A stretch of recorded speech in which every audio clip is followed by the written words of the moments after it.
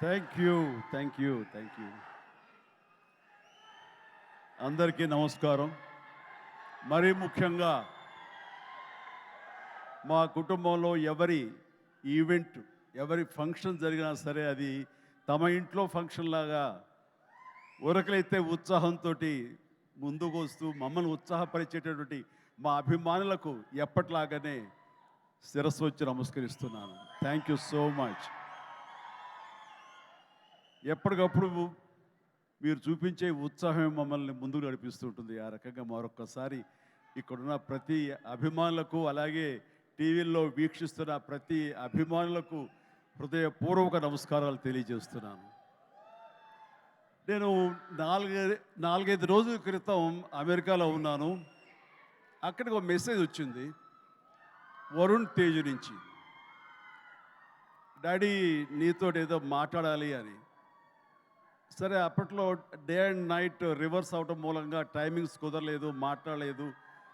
జనరల్గా మాట్లాడాలి అని ఎప్పుడు మెసేజ్ పెట్టాడు. అనుకుంటే వచ్చేస్తాడు. నేను ఊళ్ళో లేను కాబట్టి తను రాలేకపోయాడు, మెసేజ్ పెట్టాడు. ఏమో పెద్ద అర్జెంట్ ఉంటే మళ్ళీ తనే మెసేజ్ పెడతాడు కదా అనుకున్నాను. సరే, 3 days బ్యాక్ 2 days బ్యాక్ వచ్చేసిన తర్వాత మళ్ళీ ఫోన్ చేసి రావాలంటే ఏమై ఉంటుందని నాకు, ఎందుకంటే ఈ పిక్చర్ రిలీజ్ అవుతుంది, దీనికి ఒక ఈవెంట్ జరగబోతుంది అన్నది మైండ్లో లేక సరే రా అన్నాను. ఇలాగా మా ఫంక్షన్ జరుగుతుంది, ఈ సినిమాకి నువ్వు ముఖ్య అతిథిగా రావాలి. నాకు తెలుసు నిన్ను బయట వాళ్ళు పిలుస్తారు, నువ్వు వెళుతుంటావు, కొంచెం ఎంతో కొంత ఇబ్బంది ఉంటుంటుంది, అలాంటి ఇబ్బంది నీకు కలుగ చేయకూడదని చెప్పేసి ఎప్పుడు నేను అడగను. ఎప్పుడు ముకుందాకు వచ్చావో, తర్వాత ఇంకో దానికి వచ్చావో లేదో, అంతేగాని మళ్ళీ ఇన్నాళ్ళ తర్వాత నువ్వు వస్తే బాగుంటుందని.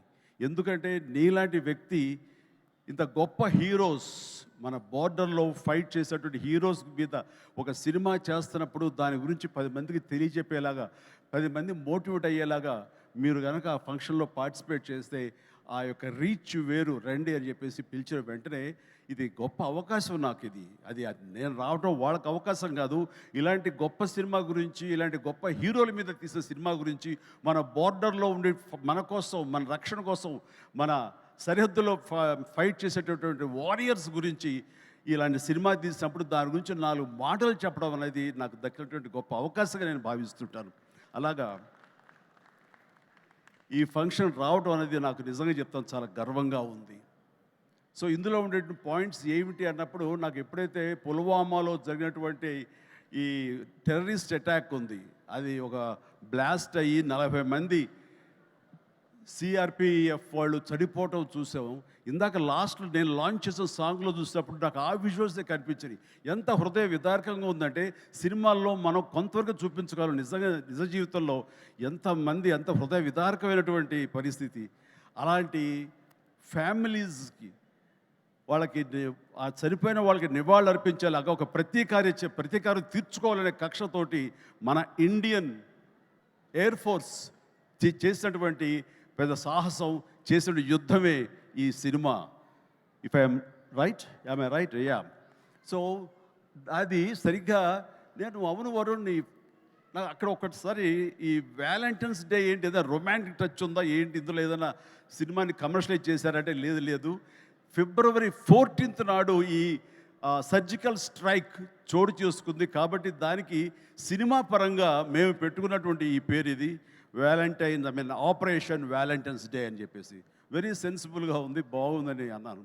ఆ తర్వాత ఈ సినిమా గురించి తను మాట్లాడుతూ, first of all Shakti Pratap Singh director.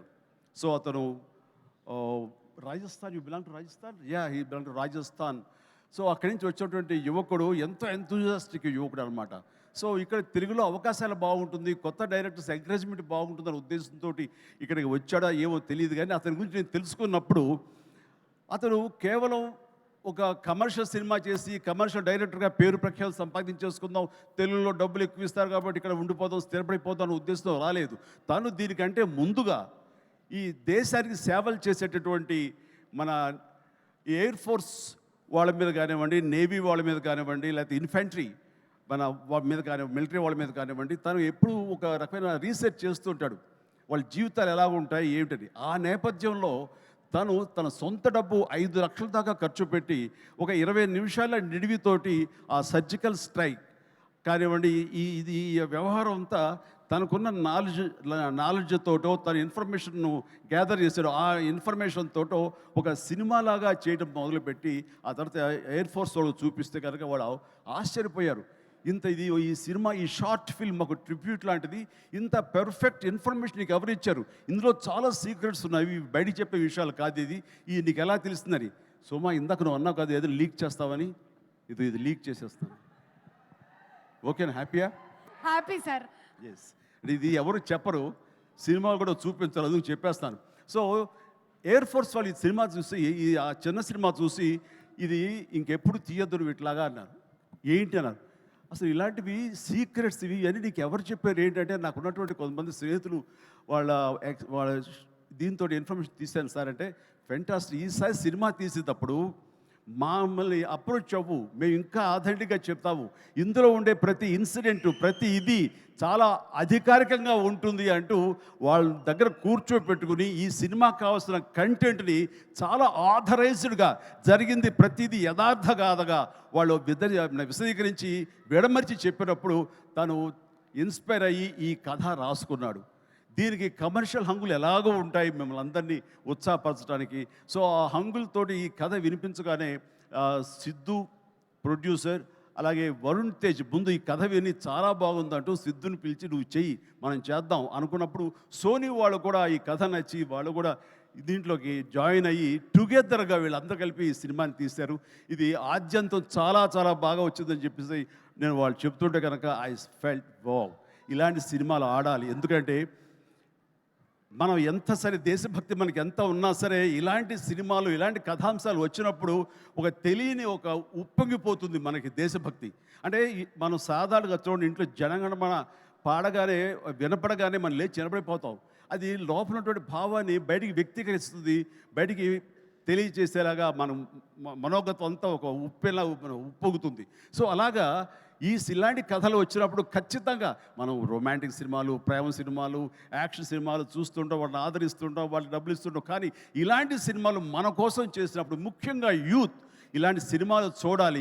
మన కోసంగా చలిలోనూ అక్కడ నిద్రాహారాలు లేకుండా ఏడారుల్లోనూ ఎలాగ కాపు కాస్తారు, ఎలాగ మనం రక్షిస్తారు అనేది ప్రతి ఒక్కళ్ళు చూడాలి. ఎందుకంటే ఈ సినిమా చూడటం అనేది మీ వినోదం కోసం ఒక పక్కన పెడితే, ఈ సినిమా అనేది ఒక ఎక్స్పీరియన్స్ అని మీరు పక్కన పెడితే, ఈ సినిమాకు సంబంధించినటువంటి అట్లాంటి రియల్ హీరోస్ వాళ్ళకి ఒక సెల్యూట్. ఈ సినిమా మనందరం చూడాలి, చూసి తీరాలి. అండ్ ఆ రకంగా ఈ సినిమాని ఎంతో రీసెర్చ్ చేసి చాలా ఆథెంటిక్గా తీయగలిగాడు అది శక్తి ప్రతాప్ సింగ్. సో అలాంటి శక్తిని నేను మనస్ఫూర్తిగా అభినందిస్తూ, ఇక్కడ ఇంకొక విషయం, శక్తి మన తెలుగు పరిశ్రమకి ఇంకొక చక్కటి మెసేజ్ ఇచ్చాడని నేను భావిస్తాను వ్యక్తిగతంగా. ఈ సినిమా రిలీజ్ తర్వాత హిట్, సూపర్ హిట్ అవుతుంది వేరే విషయం. బట్ ఈ సినిమా రిలీజ్కు ముందే హిట్ అయ్యేలాగా తను చేసినటువంటి ప్రొడక్షన్ వాల్యూస్ అంతా ఇంత కాదు. ఎందుకంటే ఈ సినిమా కేవలం 75 డేస్లో తను తీయగలిగాడు. అలాగే budget with in the rich, చాలా తక్కువ బడ్జెట్లో, రీజనబుల్ బడ్జెట్లో చేశాడు. ఎవరైనా ఈ సినిమా చూస్తే కనుక, ఈ రిచ్నెస్ చూస్తే కనుక, ఆ ఎక్విప్మెంట్ కానీ, ఆ ఫ్లైట్స్ కానీ అవన్నీ కూడా ఫ్లై అయ్యేలా తీశారంటే అది నిజంగా వాళ్ళు విన్నటువంటి బడ్జెట్లో అది ఆషామాషి విషయం కాదు అది. సో ఆ రకంగా సినిమా రిలీజ్కి ముందే తను సూపర్ సక్సెస్ అయ్యాడు శక్తి అని నేను మనస్ఫూర్తిగా నా అభినందనలు తెలియజేస్తాను. ఇది చాలామందికి ఒక మోటివేషన్ అవ్వాలి, చాలామందికి ఇది ఇన్స్పిరేషన్ అవ్వాలి. సో డబ్బు ఖర్చు పెడితేనే కాదు రిచ్నెస్ వచ్చేది. రిచ్నెస్ ఎలాగొస్తుందంటే మన థాట్ నుంచి వస్తుంది. ఎలా తీస్తే, తక్కువలో ఎలా తీసి ఎలా రిచ్గా చూపిస్తే అటు సినిమా రిచ్గా ఉంటుంది, ఇటు నిర్మాతలు బాగుంటారు, అన్ని రకాలుగా సినిమా ఇండస్ట్రీ ఫ్లరిష్ అవుతుంది. అది కూడా దృష్టిలో పెట్టుకోవాలి. ఆ రకంగా శక్తి ఈ మన తెలుగు పరిశ్రమలో యంగ్ డైరెక్టర్స్కి వాళ్ళందరూ కూడాను ఒక చక్కటి మెసేజ్ ఇచ్చాడని మనస్ఫూర్తిగా నేను భావిస్తాను, నమ్ముతున్నాను. అదే రకంగా అతను నేను మనస్ఫూర్తిని అభినందన తెలియజేస్తున్నాను. ఇక ఇందులో చాలా స్మార్ట్గా ఒకప్పుడు నాకు డైనీ కనిపిస్తున్నాడు ఈ షతాఫ్ అండ్ వండర్ఫుల్. నాకు ఒకసారి డేనీ డొంజోంగ్పా ఉన్నట్టుగా ఉన్నాడు ఆయనకి ఈ సినిమా తర్వాత తెలుగు ఇండస్ట్రీలో మంచి అవకాశాలు వస్తాయి. So all the very best, God bless. అలాగే ఇంకా నవదీప్ ఉన్నాడు. నవదీప్ చూసేగా మా ఇంట్లో రామ్ చరణ్, రాణా, వరుణ్ వీళ్ళలాగానే తను కూడా చాలా అల్లరోడు, కానీ చాలా సినిమా వరకు చాలా బుద్ధిగానే ఉంటాడు. అండ్ వాళ్ళ ఫ్యామిలీ అంతా నాకు తెలుసు, వాళ్ళ అమ్మగారు వాళ్ళందరూ కూడా నాకు బాగా పరిచయం. ఆ రకంగా మా కుటుంబ సభ్యుడిగా నేను భావిస్తుంటాను. ఈ సినిమాలో నాకు ధ్రువలో తన పెర్ఫార్మెన్స్ చాలా బాగా నచ్చింది ఈ మధ్యకాలంలో. అలాగే ఈ సినిమాలో కూడా చాలా చక్కటి క్యారెక్టర్ చేస్తుంటానని నేను భావిస్తాను. ఇంకా మంచి క్యారెక్టర్స్, ఇంకా నువ్వు వెరీ స్ట్రాంగ్ హీరోగా ఉండాలి నా కోరిక. అతను హీరోగా ఉన్నటువంటి ఆ లక్షణాలు అన్నీ ఉన్నాయి. బట్ వస్తుంది అవకాశం, చేద్దాం. అండ్ దెన్ నేను ఎప్పుడు టైం పాస్ అవ్వడం కోసంగా చూస్తుంటే ఒక వ్యక్తిని తరచూ చూస్తుంటాను ఈ మీమ్స్లో. అదే ఏం మస్తు షేడ్స్ ఉన్నారా నీలో అని. మస్తు షేడ్స్ ఉన్నాయరా, ఏమ్రో కమల్ హాసన్ లాగానే అనేది. సో మనిషి టాలెంట్ ఉంటే ఇది అంటారే, అన్నం మెతుకు చాలు ఉడికిందా లేదని తెలియడానికి. ఆ రకంగా వీళ్ళందరూ వాళ్ళ టాలెంట్ని ఈ రకంగా వాళ్ళు చూపించుకుని నాలాంటి వాడి దృష్టిలో కూడా పడేలాగా ఉంది. అండ్ చిన్ననాటి నాస్టాలజిక్ ఫీలింగ్స్ నువ్వు చెప్పగలిగావు. I'm also so happy. నన్ను చూసి మీరు అంత ఆనందపడతారో, మీ ఫీలింగ్స్ చెప్పినప్పుడు, మీ చైల్డ్హుడ్ విషయాలు చెప్పినప్పుడు నాకు అంతే ఆనందంగా ఉంటుంది, అంతే ఇన్స్పిరేషన్గా ఉంటుంది. I'm really glad to hear that. So nice of you. And then ఇక హరిరామ్ జోగయ్య గారు టెక్నీషియన్స్గా పోలిస్తే వారు మాకు మంచి మిత్రులు. అండ్ వారికి నా అభినందన తెలియజేస్తున్నాను. అండ్ తర్వాత ఇక్కడ డిఓపి హరి గారు, వారికి కూడా మా బెస్ట్ విషెస్. ఈ సినిమా పెద్ద హిట్ అవుతుంది, ఆయన విజువల్స్ కూడా బాగుంటాయని నేను నమ్ముతున్నాను. ఆయన కూడా మంచి పేరు రావాలి. ఇక విజయ్, వీళ్ళందరూ, అలాగే ఓకే, గాడ్ బ్లెస్. అలాగే సిద్ధు కూడా మంచి ప్రొడ్యూసర్గా ఎదగాలని మనస్ఫూర్తిగా కోరుకుంటున్నాను. మీరు చెప్పే దగ్గరకు వచ్చేదో కాదు. Good luck please.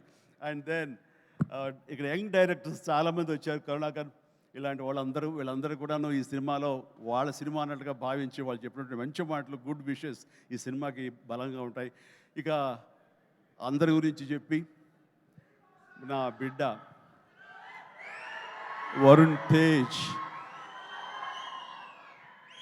చిన్నప్పుడు సరే అందరూ ఒకే చోట తిన్నాము, ఒకే చోట పెరిగాము, ఒకే చోట పడుకున్నాము. వాళ్ళ జీవితం అంతా నాతోటే. అండ్ వాళ్ళు ఏది అవ్వాలని సరే వాళ్ళని అది అవ్వనివ్వకుండా చేశానేమో. రోజు నేను మేకప్ వేసుకుని నా సినిమాలు చూస్తూ, నా ఇంట్లో కాస్ట్యూమ్స్, మేకప్ ఇవన్నీ చూసి వాళ్ళు ఇంకో రకంగా ఆలోచించలేకపోయారు. అందుకనే వాళ్ళకి ఏం చేయాలా అన్న ఆలోచన, ఒకవేళ చదువు అయిపోయిన తర్వాత యాక్టర్ కాక ఇంకెందుకు మనం అనేది అనుకున్నారేమో. నా దగ్గర చెప్పగానే నేను ఇలాంటి వాటిలో చాలా ఎంకరేజ్ చేస్తాను. ఎందుకంటే film industry the best film industry. నేను దీన్ని చాలా గౌరవిస్తాను. ఇది కళామ తల్లి అని నేను భావిస్తుంటాను. మనం ఎంత గౌరవిస్తే ఆ ఫిలిం ఇండస్ట్రీ మన అంతగా ఆదరిస్తుంది, హక్కును చేర్చుకుంటుందని బలంగా నమ్మేవాడు నేను. కాబట్టి ఇలాంటి ఇండస్ట్రీకి నా బిడ్డలు వస్తే కనుక అంతకంటే కావాల్సింది ఏముందంటే ఎంకరేజ్ చేస్తాను. వచ్చిన దగ్గర నుంచి నన్ను ఇన్స్పిరేషన్గా తీసుకున్నాడా, ఇంకెవరిని తీసుకున్నాడో ఏమో, కానీ ఈ పరిశ్రమకు వచ్చిన తర్వాత నుంచి నన్ను ఫాలో అవటం లేనే లేదు ఎప్పుడు. అది గుడ్. నేను దాన్ని హర్షిస్తాను. తను ముందు నుంచి కూడా చేసిన ప్రతి సినిమా డిఫరెంట్ జోనర్. నాకు తెలిసి ఇలాంటి యంగ్స్టర్స్ ఎవరికి కూడా రాని అవకాశం, మా కుటుంబంలో ఉన్న ఇతర హీరోస్ కూడా రాని గొప్ప అవకాశం వరుణ్ తేజ్కి వచ్చింది. అది కేవలం అవకాశం రావడం కాదు, అవకాశం తను క్రియేట్ చేసుకున్నాడు, దాన్ని అందిపుచ్చుకున్నాడు, ప్రూవ్ చేసుకున్నాడు, మీ దీవెనలు పొందాడు. ఈ రోజున ఈ స్థాయిలో ఈ స్టేజ్ మీద ఇలా ఉన్నాడు. అంటే ఉదాహరణకి ఫస్ట్ ఫిలిం ముకుంద చూస్తే ఒక రూరల్ లవబుల్ బాయ్. ఆ తర్వాత కంచా, అసలు ఎప్పుడుదో 1947 ఆ టైంలో వరల్డ్ వార్ సెకండ్ టైంలో ఉన్నటువంటి ఒక సైనికుడు, మిలిటరీ సైనికుడుగా. ఆ తర్వాత ఒక వ్యోమగామిగా, ఆస్ట్రోనాట్గా. అలాగా ఇంకో సినిమా ఒక గద్దర్ గణేష్, అది నాకు చాలా ఫేవరెట్ గెటప్. అది చూస్తే కనుక పెర్ఫార్మెన్స్ అది చాలా డిఫరెంట్గా చేశాడు. నా ఫేవరెట్ ఫిల్మ్ అది వరుణ్లో.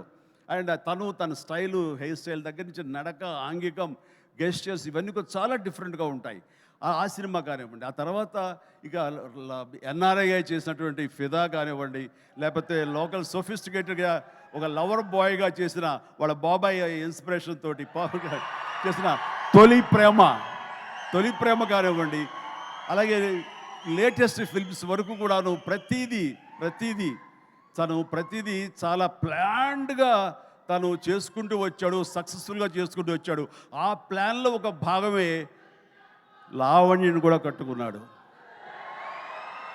అది సో ఆ రకంగా ప్రతిదీ వెరీ వెరీ సక్సెస్ఫుల్ స్టెప్స్ వేసుకుంటూ అన్ని జోనర్స్ యొక్క టచ్ చేస్తూ ఈ 13 తను చేసిన 13 సినిమాలు ప్రతిదీ వైవిధ్యమైన సినిమాలు చేసుకుంటూ ఎవరికి రానట్టు డిఫరెంట్ జోనర్స్ చేయగలిగాడంటే నేనేదో రొమాంటిక్ హీరో, నేను యాక్షన్ హీరో, కేవలం ఇలా చేయాలి అన్నది కాకుండా డిఫరెంట్ సినిమాలు చేసుకుంటూ వచ్చాడు.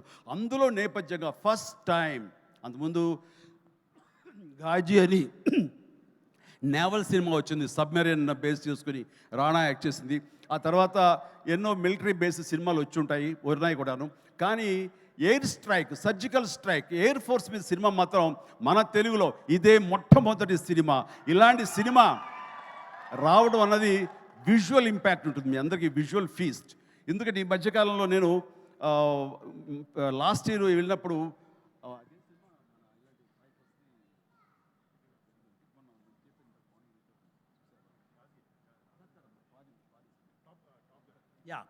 టాప్ గన్ సినిమా చూశాను. టాప్ గన్ సినిమా చూసే ఇంత బాగా మనం చేయగలమా, ఎంత బాగా చేశారు అండ్ అంటూ నేను చాలా ఆశ్చర్యపోయాను విజువల్స్కి. అది 1 year బ్యాక్ చూసిన సినిమా అది.